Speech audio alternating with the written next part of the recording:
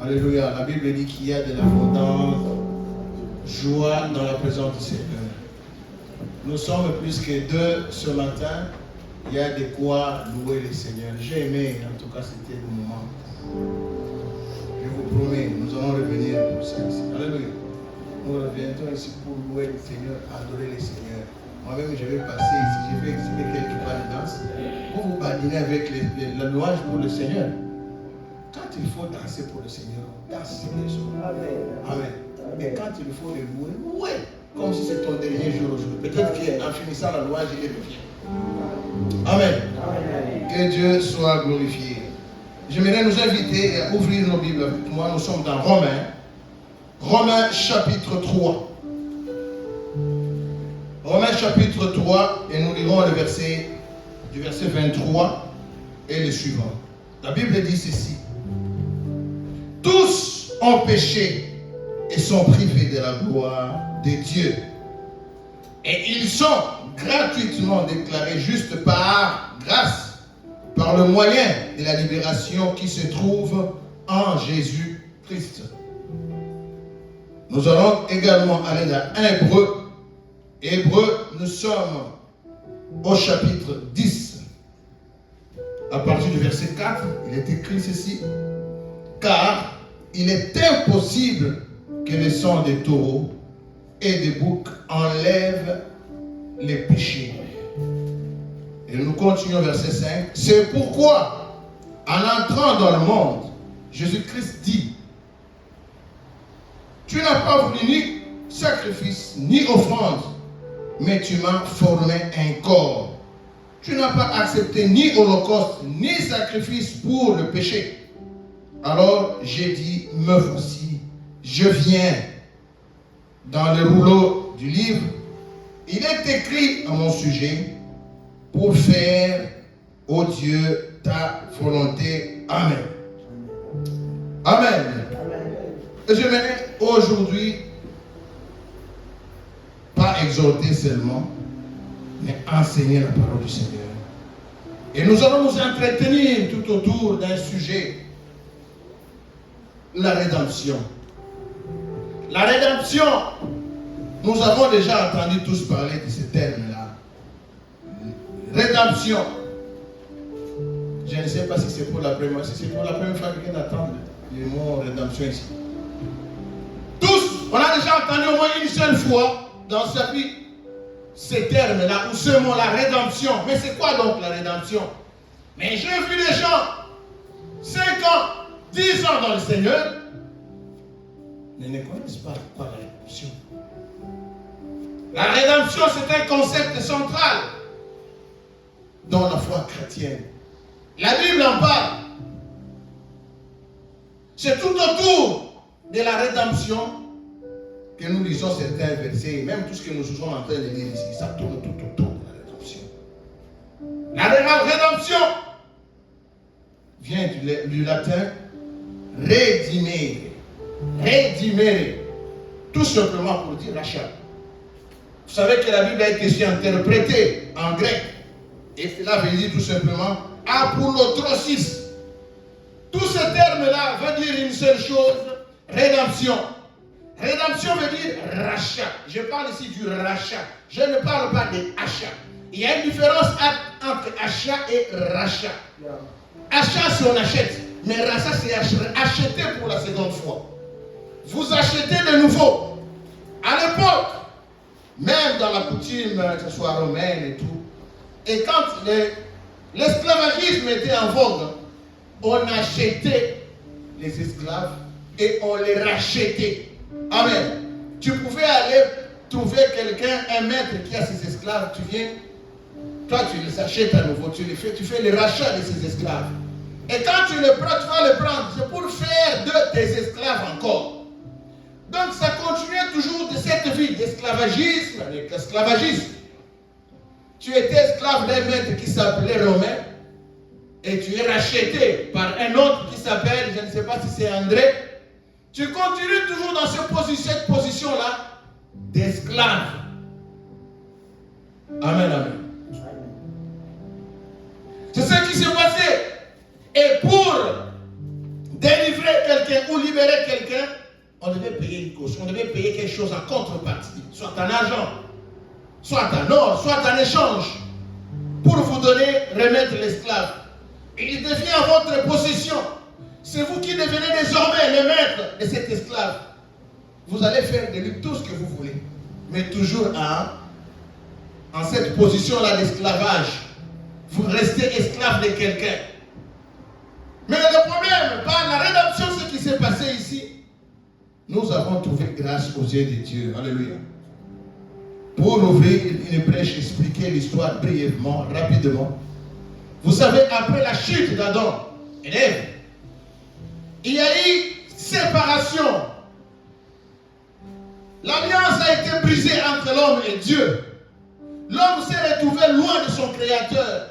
Cette relation de Dieu et sa créature était brisée à cause du péché d'Adam. Voilà pourquoi on a lu ici, tous ont péché et sont privés de la gloire de Dieu. Nous sommes pécheurs. Pourquoi? Parce que nous avons le sang adamique en nous. Alléluia.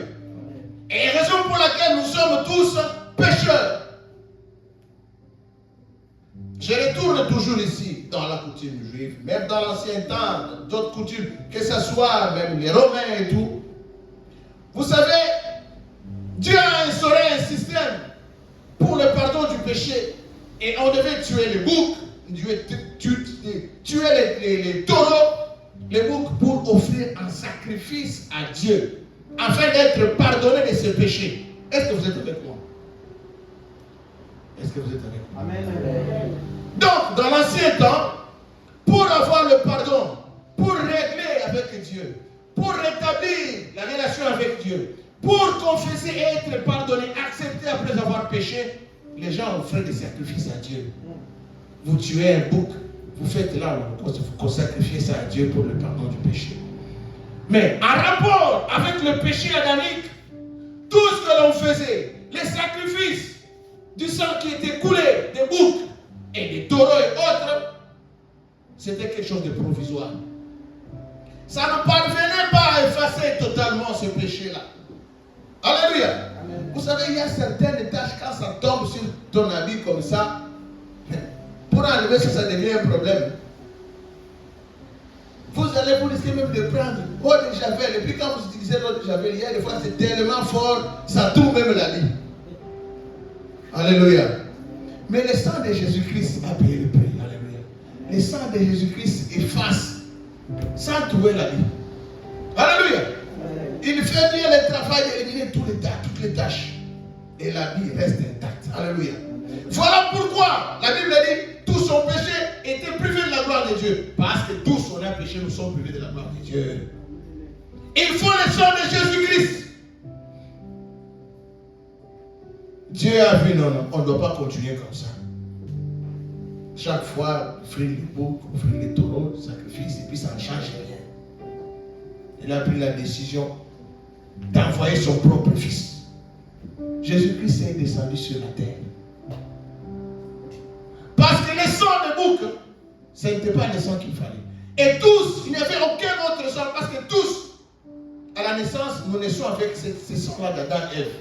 Donc c'est un sang de pécheur. Il a fallu un sang qui n'a pas de tâche, qui n'a pas péché. Voilà pourquoi il a envoyé son fils propre. Il lui a donné un corps. Et il est venu sur la terre pour que lui, il puisse verser de son sang sans tâche, sans péché, pour la cause du salut de l'humanité. Est-ce que vous me comprenez? C'est ça même la définition. C'est ça même le concept rédemption. Veut dire la mort de Jésus-Christ par son sang pour sauver l'humanité. Alléluia. Les sacrifices de Jésus-Christ à la croix en faisant de son sang pour le salut de l'humanité. C'est ça la rédemption. Est-ce que vous avez compris maintenant la rédemption? Mais ça ne va pas se limiter par là. Nous voulons aller un peu plus loin, aller chercher à comprendre un peu plus. On dit ici que tous les autres sangs ne pouvaient pas suffire pour couvrir ce péché, mais le sang de Jésus-Christ, lui, n'avait pas de péché. Ça, c'est un. Des deux, Jésus-Christ ne devait pas se limiter là. Il devait descendre sur la terre avec la chair, le corps d'un homme. Parce qu'il fallait sacrifié. Pas seulement le sang parfum par un corps. Et verser le sang coulé. Voilà pourquoi il devait porter aussi le corps. Parce que le corps là devait être meurtri. On devait l'assassiner, on devait le tuer. Pour que le sang puisse couler. Alléluia. Il ne devait pas descendre en esprit seulement. Il devait descendre portant le corps. Pour que lorsqu'on va le tuer, le sang puisse couler. Amen. J'ouvre une parenthèse. Vous savez que même le monde des ténèbres, il trafique avec le sang. Vous savez ça? Il trafique avec le sang. Le monde des esprits passe par le sang. Spirituellement, nous sommes sauvés à cause du sang de Jésus-Christ qui a été coulé à la croix. Retenez aujourd'hui que Jésus-Christ, sa mission sur la terre, ce n'était pas pour multiplier les pains et les poissons. Non, Jésus-Christ est venu ici pour multiplier les pains et les poissons. Non. Jésus-Christ est venu pour mourir. Dieu l'a envoyé expressément pour aller mourir. Ah, je ne sais pas si je crois pas si vous êtes convaincus. Je reprends. Christ est venu pour mourir.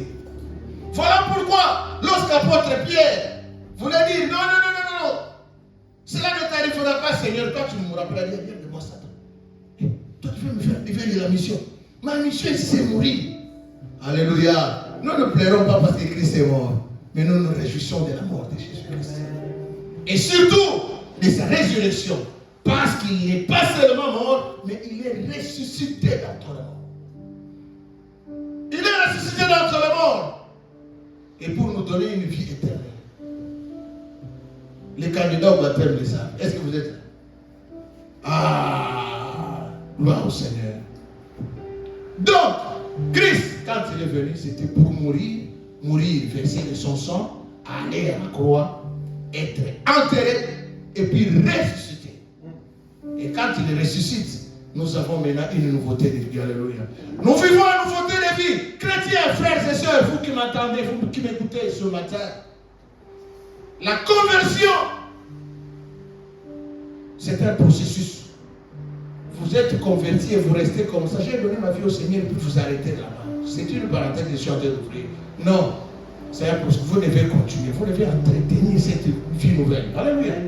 Et la manière d'entretenir cette vie nouvelle, c'est dans la vie de prière, dans la communion fraternelle. Nous nous réunissons à l'église. Alléluia. On n'est pas chrétien, on reste, on s'affaire dans sa chambre. Non. On est chrétien, on vit sa chrétienté. On est chrétien, on vit ça. Parce que la chrétienté, c'est toute une vie. Et il y a une certaine manière de vivre la vie chrétienne. Amen. La vie de la méditation de la parole de Dieu. Tu es sauvé. Parce que tu es accepté par la foi, Jésus-Christ. Il est venu, il reste dans ta vie. Et pourquoi tu as réussi cela? Parce que Christ est allé à la croix. Alléluia. Il a versé de son sang. Voilà, c'est ça la libération. Nous retournons dans notre sujet ici pour rappeler que la rédemption, nous disions ici, quelqu'un devait payer le prix. Mais ce que Christ a payé pour nous, c'était sa vie. Il a payé. Il devait accepter de mourir. Et là, nous sommes libérés. Et ça ne se limite pas seulement à la libération. Par la mort de Jésus-Christ, nous avons une vie nouvelle. Nous avons aussi le salut. C'est ce qui fait la différence. Il n'a pas seulement fait le rachat. Il a fait plus que le rachat. Nous accorder même le salut. Alléluia. Nous sommes sauvés. Nous ne sommes plus esclaves du péché. Vous que Christ est mort pour voir la croix. Pourquoi vous restez toujours esclave du péché? On ne doit plus rester esclave du péché. Un enfant de Dieu, né de nouveau, il n'est plus esclave du péché. Est-ce qu'on peut me dire amen? Un enfant de Dieu, né de nouveau, peut tomber dans le péché, mais il ne pratique pas le péché. Tu peux glisser et tomber. Et toutefois, même si tu as tombé, tu dois te relever. Tu ne tombes pas, tu ne restes pas.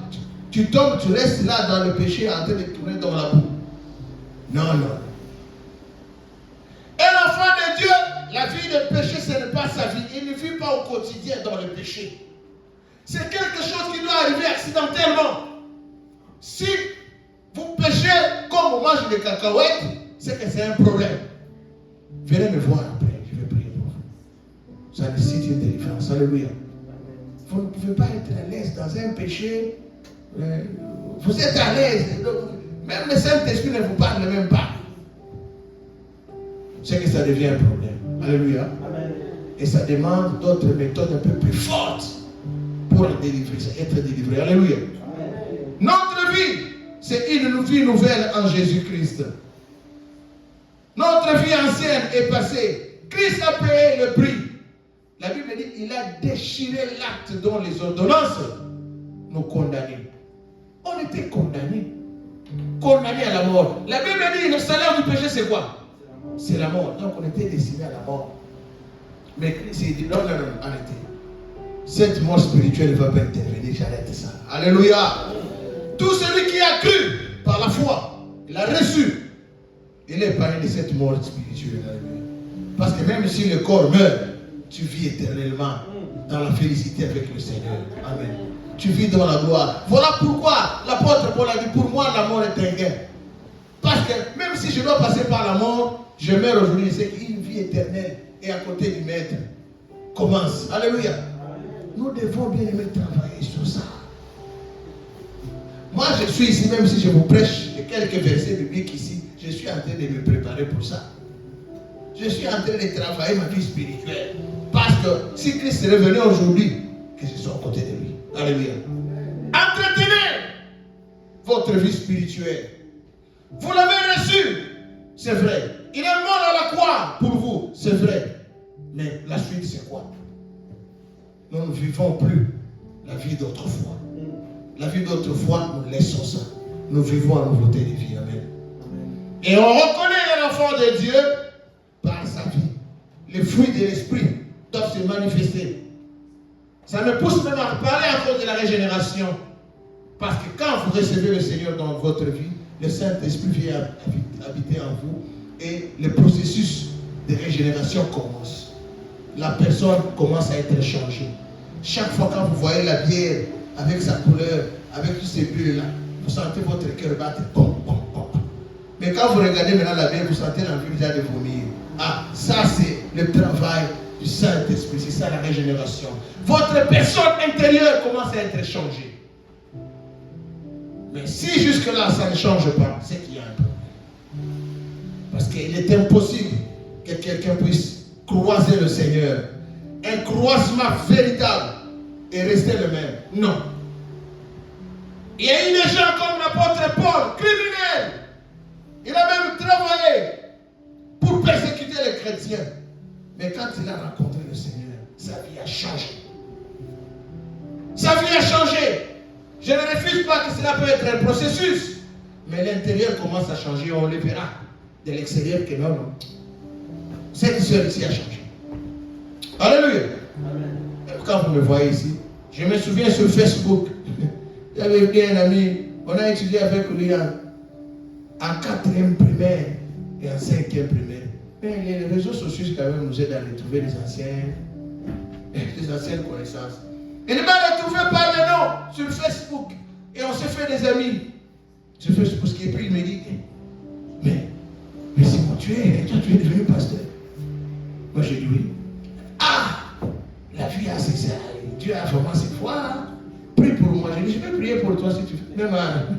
Même sur Facebook, je vais prier pour toi si tu veux. Amen. C'est qu'il connaît. Il ne pouvait pas imaginer que je pouvais devenir un jour un enfant de Dieu. Alléluia. Amen. Dieu est capable de changer. Même l'échangeable qui est là à côté de toi, Dieu est capable de les changer, transformer sérieusement. Amen. Le transformateur par excellence, c'est Jésus-Christ. Aujourd'hui, je voulais nous parler de ces choses pour que nous comprenions c'est quoi ce que nous sommes devenus. Nous ne sommes plus n'importe qui. Nouvelle créature dans le Seigneur. Nouvelle créature dans le Seigneur. 1 Pierre, chapitre 1er, le verset 18, verset 19, la Bible dit ceci. Vous savez que ce n'est pas par des choses périssables, par l'argent ou par l'or que vous avez été rachetés, mais par le sang précieux de Jésus-Christ. Ah! Par le sang précieux de Jésus-Christ. Respectons même le sang de Jésus-Christ qui a coulé pour nous. Amen. Amen. Moi, j'ai horreur des gens, un frère, un chrétien, mais qui commet des actes abominables. Et puis il le fait, il reste et il fait, il se défend. Non, un enfant de Dieu ne peut pas se défendre dans le péché. Il ne peut pas se défendre dans le péché. Une fois qu'on lui interpelle de son péché, il s'écoule. Il pleure sur ce péché. Combien de gens pleurent sur ce péché, leur péché aujourd'hui? Très rare. On peut pleurer quand on a perdu ses cartes des bancaires. On pleure, on verse les larmes directement. Ça coule de partout, dans les nez partout. Mais quand vous avez commis un péché, on ne pleure pas à regretter, Seigneur. Sauve, aide-moi, Seigneur. Délivre-moi. Alléluia. Pleurons sur nos péchés. Entretenons nos filles bien-aimées.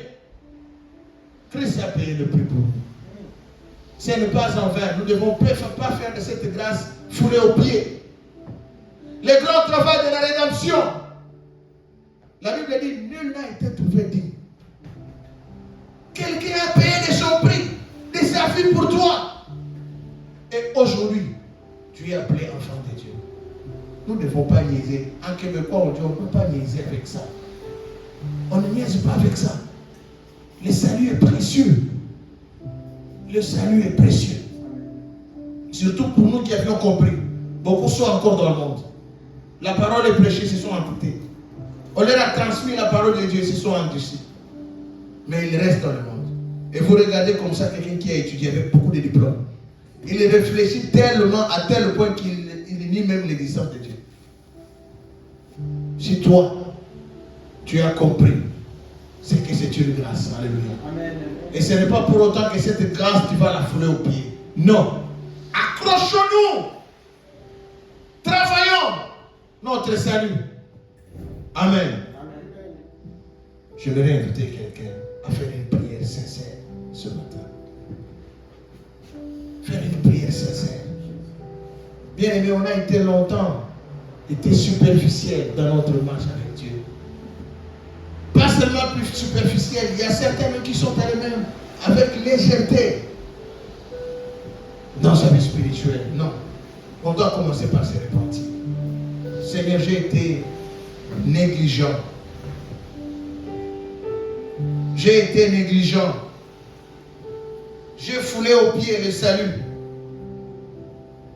Pas seulement superficiel. J'ai négligé. J'ai vu une vie de médiocrité. Ce n'est pas seulement par ignorance. Moi-même, je le fais exprès. Parce que j'ignore que quelqu'un a payé le prix.